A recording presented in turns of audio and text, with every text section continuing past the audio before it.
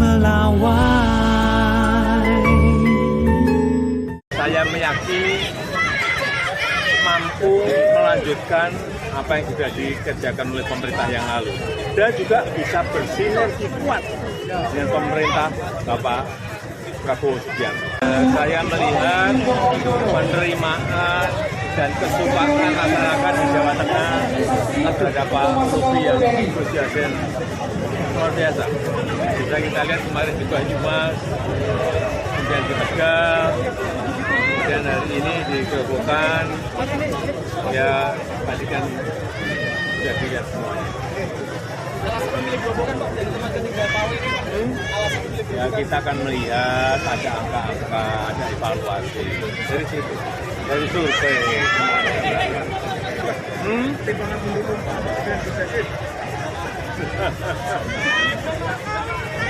Beliau berdua, Pak Lutfi dan Gus Yassin, saya meyakini mampu melanjutkan apa yang sudah dikerjakan oleh pemerintah yang lalu dan juga bisa bersinergi kuat dengan pemerintah Bapak Prabowo Subianto.